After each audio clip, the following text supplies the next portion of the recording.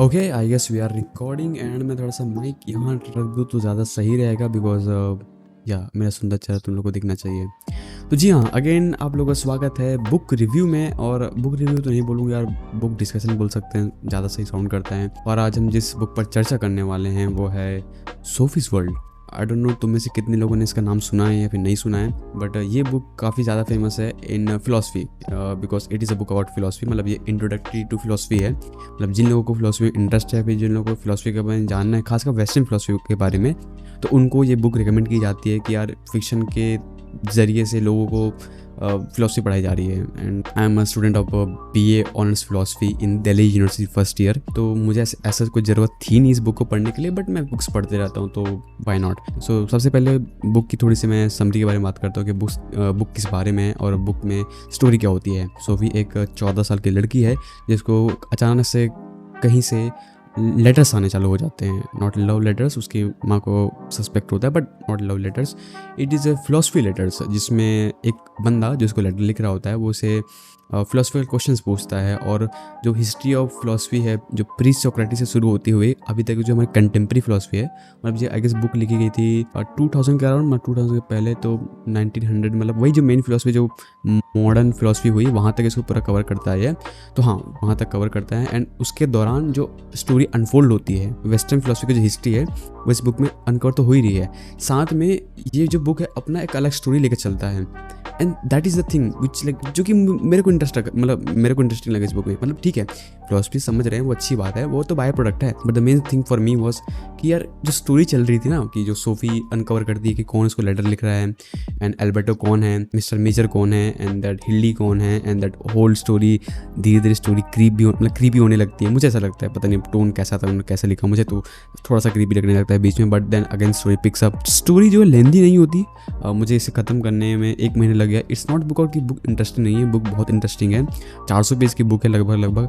और मेरे कॉलेज के असाइनमेंट्स वगैरह चल रहे थे और मैं बिजी भी था और मैं थोड़ा आलसी भी हूँ, तो इस कारण से मुझे थोड़ा लेट हो गया। बट हाँ, करीब मुझे 1 महीने का समय लग गया। एंड आई गेस 400 पेज की बुक यार नॉर्मली पढ़ोगे तो हो ही जाएगा, इतना टाइम लगता है नहीं वैसे। एंड मुझे बुक पढ़ के सही कहूँ तो यार काफ़ी ज़्यादा सेटिस्फेक्शन लगा। मतलब मैंने अगर बुक कंप्लीट किया इट मीन्स, और मैं इस पर वीडियो बना रहा हूँ, मतलब कि बुक में कुछ ना कुछ तो हो गया जिस पर मैं वीडियो बना रहा हूँ। एंड जो मतलब पूरे बुक के पढ़ते दौरान ना मुझे एक होता है ना एक पॉइंट जब आपको लगता है कि अरे भाई साहब, मतलब ये कैसे हो गया भाई, ये कैसे मतलब ट्विस्टिंग पॉइंट आ गया जो आपको सोचने पर मजबूर कर देता है। And romantic ending I guess इसमें वो एक वर्ड होता है कि लिटरली बुक में इंसेप्शन हो रहा है। अब मैं समझा नहीं पाऊंगा जिन लोगों ने ये बुक नहीं पढ़ा है, जिन लोगों ने पढ़ा है बुक को उनको समझ आ रहा है मैं किस चीज़ के बारे में बात कर रहा हूँ। बट जो पूरी जो कहानी ओवरऑल जो पूरा पेयर की गई है ना, मतलब कि सोफी के वर्ल्ड व्यू से दिखाने की कोशिश की गई है कि एक लड़की को, या फिर एक बोलना चाहिए कि सोफी हम ही है, मतलब जिनको फिलोसफी के बारे में कुछ भी नहीं पता, और एल्बर्टो जो एक रियल फिलोसफर है जिसका पोर्ट्रेट किया गया एज ए फिलोसफर, किस तरह से वो इंट्रोड्यूस कराता है और कैसे वो पूरी फिलोसफी को समझाता है सोफी को। तो हाँ, मैं बिल्कुल मानता हूँ अगर आपको वेस्टर्न फिलोसफी समझना है पढ़ लो यार, कोई दिक्कत नहीं है। अगर आपको फिलोसफी थोड़ा सा इंटरेस्ट है और आपको लेंदी सब्जेक्ट नहीं पढ़ना, आपको विकिपीडिया पर नहीं जाना, आपको नहीं जानना कि प्री सोक्रेटिक्स कौन थे, फिर सोक्रेटिस के बाद कौन आए, फिर कंटेम्परेरी कौन है, एनलाइटमेंट एज में क्या हुआ था, डिकार्ड्स कौन है, अगर आपको ऐसा पर्टिकुलर टू पर्टिकुलर नहीं पढ़ना है देन ये बुक पढ़ लीजिए। इसे मेन फिलोसफर, उनके मेन आइडियाज और कैसे वो रियल लाइफ में तुम रिलेट कर पाते हो, that is the biggest thing.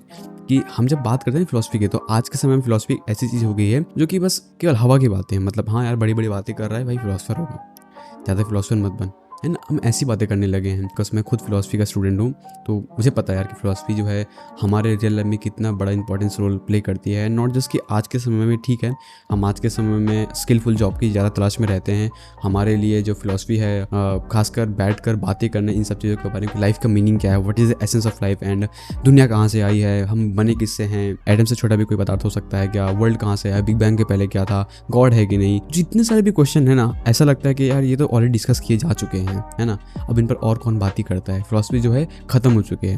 But ऐसा नहीं है, फिलोसफी हर डे एंड एज पे चल रही होती है, अभी भी चल रही है। जो हमेशा क्या होता है कि आपको जो कंटेम्प्रेरी फिलोसफी होती है आपको उसके बारे में नहीं पता होता, वो तो आपको तब पता चलता है जब वो ऑलरेडी घट चुकी होती है। यानी हमेशा होता है फिलोसफी में जो क्वेश्चंस होते हैं वो कभी आंसर नहीं होते, and that's the beauty of it. और फिलोसफी का कभी एम होता नहीं है कि आप क्वेश्चन का आंसर ही चाहिए। फिलोसफी का मेन गोल ये होता है कि आप सोचे, आप तर्क करें, आप वहां तक अपनी थिंकिंग को ले जाएं, आप एक्चुअली अपने ह्यूमन ब्रेन को यूज कर पाएं। एंड आई थिंक हर डे एंड एज में सेम क्वेश्चन है कि यूनिवर्स कहाँ से आया, भगवान है कि नहीं, ये सब क्वेश्चन हर इंसान को अपने खुद से आंसर करने की जरूरत होगी। और इसके लिए आपको आपके पहले जो आए थे, हमारे जो फोर फादर्स थे इन फिलॉसफी, जो हमारे पूर्वज थे, उनको पढ़ना बहुत ज़रूरी है, क्योंकि वो हमारी हिस्ट्री है। अगर हम उसे नहीं पढ़ेंगे हम नहीं समझ पाएंगे हम यहाँ आए तो आए कैसे। हमें लग सकता है कि यार हमको साइंस पढ़नी चाहिए, हमको साइंस की हिस्ट्री पढ़नी चाहिए, साइंस इंपॉर्टेंट है, बट एक समय में ना साइंस था, ना साइकोलॉजी थी, एस्ट्रोनॉमी थी, एस्ट्रोनॉमी बोलते हैं,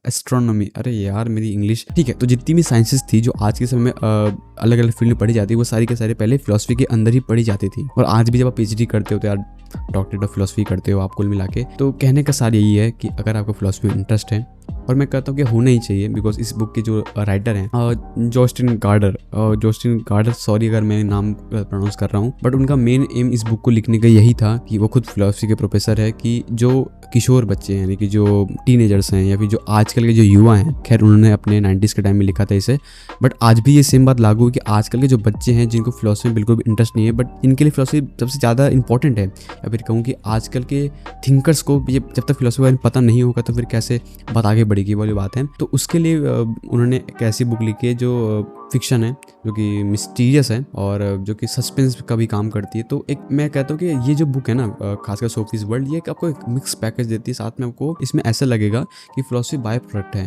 आपकी मेन स्टोरी कुछ अलग चल रही है। और मैंने इसे खुद ऐसे ही इंजॉय किया है, because it's a book you don't have to like remember all the thing कि भाई कौन से साल में क्या हुआ था, वो सब लिखा इसलिए कि आपको एक रेफरेंस आइडिया हो आप क्या पढ़ रहे हो, कैसे पढ़ रहे हो।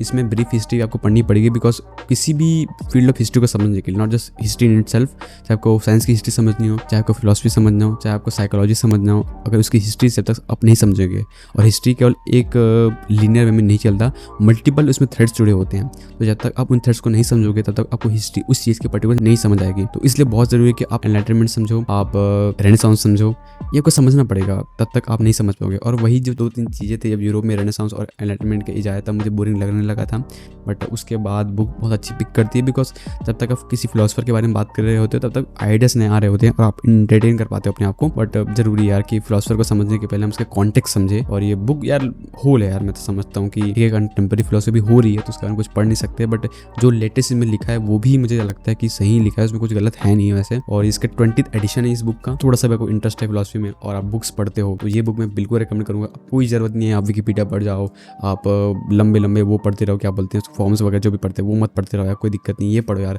वेस्टर्न फिलोसफी का समझिए। तो इंडियन फिलोसफी नहीं है, बिल्कुल नहीं है, इसमें नहीं है। उसके लिए आप वीडियोस वगैरह देख सकते हो, बट हाँ अगर आपको वेस्टर्न फिलोसफी समझनी है, जो कि जिसको मेन फिलोसफी भी कहा जाता है, जिसे मेन स्ट्रीम फिलोसफी भी कहा जाता है, तो हाँ उसके लिए Sophie's World is great. Indian philosophy के लिए हो सकता है मैं कभी कुछ वीडियोस वगैरह बनाऊँ या फिर मैं कोई बुक रिकमेंड करूँ, बट एक इंटरेस्टिंग वे में, एक रेलेवेंट वे में अगर आपको फिलोसफी समझनी है एज ए इंट्रोडक्शन बुक, तो Sophie's World is great. I guess this is it. हाँ तो आई होप कि तुमको ये डिस्कशन, जो भी बोलो, रिव्यू बोलो, जो भी बोलो यार, जो भी समझ लो, पसंद आया हो, और ऐसे ही होपफुली मैं जल्दी डालते रहूँ। तो या तब तक के लिए good bye and see you guys.